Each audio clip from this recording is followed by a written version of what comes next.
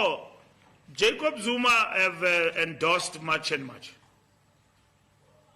And he have actually gone extreme and said that Mabahane.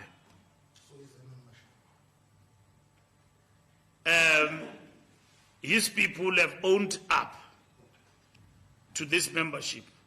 His Secretary General have called me and the President by name in defense of illegal activities. They have not stood up for principle. I've listened to people very well. I've listened to the king. The king is very responsible. South Africa people, I'm asking you, we are not looking good in the whole of Africa right now. It's not our fault. One of the areas that we would have to look at as well, that has come to my attention as well, it's our artists. Majority of South African artists perform on the continent, and many of them are seeing their gigs being cancelled. So that's another impact.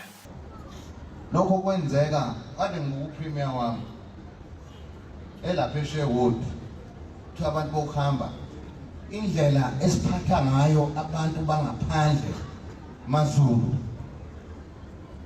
angiboni uyabona namhlanje ngathi uyahamba eZimbabwe ubuthi uthi ngiphuma kwaZulu Natal bazakushaya yes niyakufuna lokho asikudingi yes.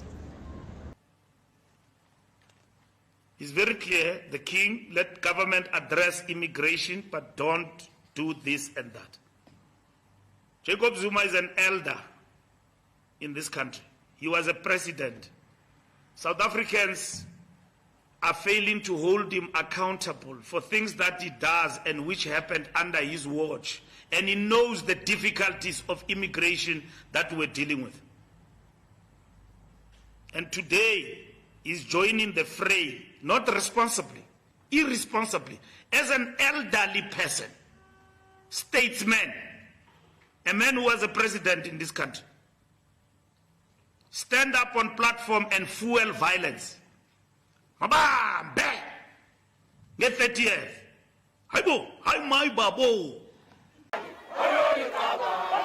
The MK party, led by former President Jacob Zuma, is hugely popular in South Africa's KwaZulu-Natal province. These supporters respect Zuma, and when the party asked them to march against undocumented migrants, thousands turned up. How can a person who was a leader not so long, call for violence in the country? Does he know what will happen here? Who wants this violence that is being purported here? These people don't know what they are talking about. And threaten violence. Who are you? In a democratic state, express your views, criticize government about its ineptness, quote unquote, in dealing with matters of illegal immigrants. But don't call for violence in our country. We know what violence can do. These people who call for violence, look at what they did in June and July unrest, looting here in Joburg and KZN. And now they think, no, this thing is doable. He is supporting them for political reasons because he wants votes. There are many ways to win votes. He won votes. People followed him. He crippled the ANC, big numbers in Gauteng and KZN. He didn't do that by violence. Why will you encourage ordinary South Africans to fight other Africans who are illegal in your country? What is that going to end with? All of us, we should be looking at the state to increase its capacity to deal with this phenomenon. My beloved Pan-Africans, we all want a united Africa, but not at the expense of truth, and not under the false banner of Pan-Africanism worn by leaders who once sold out the very ideas they now claim to protect. Let's break it down. Jacob Zuma's record tells a story of contradictions. While he publicly calls for African unity today, his political choices during his presidency say otherwise. In 2011, Zuma's government voted with NATO at the United Nations for a no-fly zone over Libya, a move that gave the US and France a green light to bomb and destroy Muammar Gaddafi, one of Africa's greatest pan-African leaders. The result? Libya was left in chaos. Why did they come and kill brother leader Gaddafi? For what reason? There was no need. So, and everywhere else they went in the name of peace, they left destruction. There's no mission they took which has arisen in giving sustainable peace. And therefore, we can't say NATO, it's a peaceful organization. It's a war organization. It's a war organization. And unfortunately, we voted for the destruction of Libya. And when we raised that matter in the ANC, and we raised it sharply in the ANC and disagreed with Zuma, that we were told we were disrespectful. We were told we are young, we don't know what we are talking about. That thing is haunting us. He comes to the Youth League conference, he reads half of the resolution of the UN. When Floyd completes the resolution, because Zuma said no flight zone, and then he leaves it there, Floyd screams from the back and says, and any other necessary means. Because any other necessary means is the one that allowed these people to enter Libya and distract it. He doesn't want to read that part. And the dream of a United States of Africa was pushed back decades. Then there is Western Sahara, the last colony in Africa. Instead of standing with the Sahrawi people against Moroccan occupation, Zuma visited Morocco and recognized their illegal claim over Sahrawi land. So we have a short statement that is going to be read by my colleague. So I'm going to allow my colleague to do the reading. Thank you, Mr. President. My name is 𝒊𝒏𝒅𝒆𝒒 𝑀ZOBE, head of the presidency, 𝒊𝒏𝒅𝒆𝒏𝒂𝑙 and the chairperson of the International Relations Committee of our party. I'll read the statement on behalf of President Zuma and our organization, 𝒊𝒏𝒅𝒆𝒏𝒂𝑙. For that purpose, while taking into account the growing international and continental support that the Moroccan autonomy proposal has gained over the last couple of years, our party, 𝒊𝒏𝒅𝒆𝒏𝒂𝑙, believes that this proposal allows for significant local governance by the people of the Sahara region while ensuring that Morocco retains its crucial sovereignty over the Sahara region. This approach offers a balanced path forward that promotes both stability, peace, and development in the region.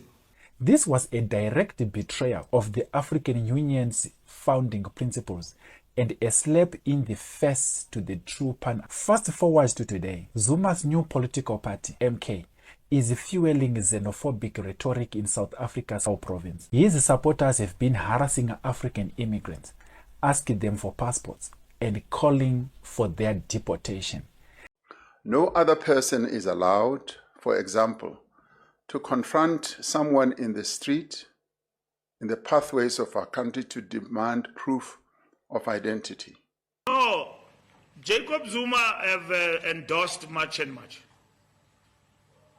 And he have actually gone extreme and said that Mabahane.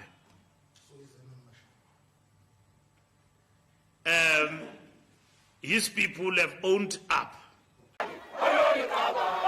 The MK party, led by former President Jacob Zuma, is hugely popular in South Africa's KwaZulu-Natal province.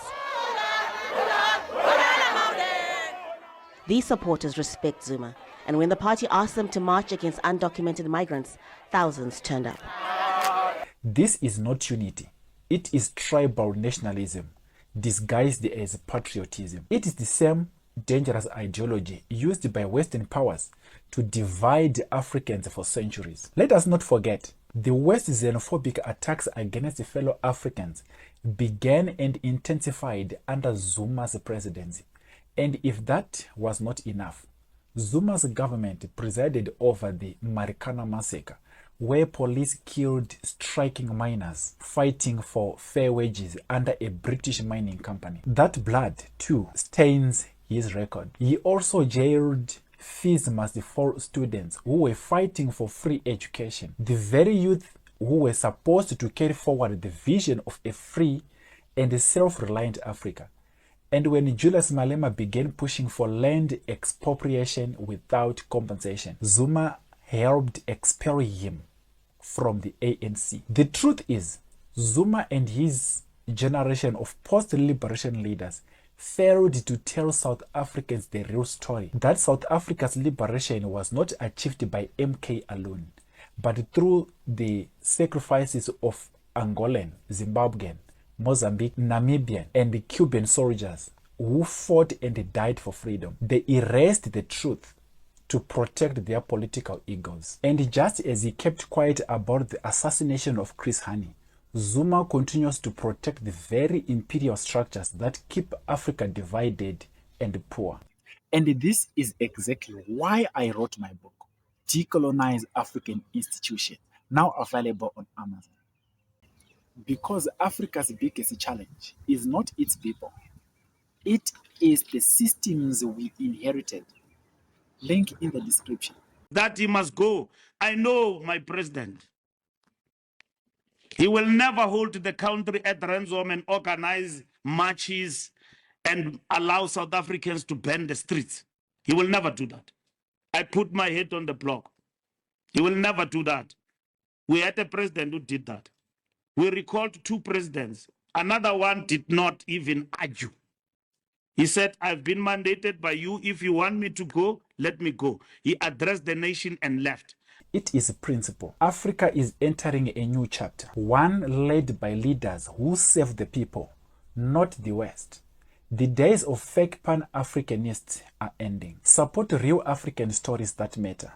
Visit the Africarized shop for apparel and accessories that celebrate African pride, culture, and unity. From Africa for Africans, hoodies to Pan-African power tees. Let us wear our history, not hide it. Africarized, telling the African way.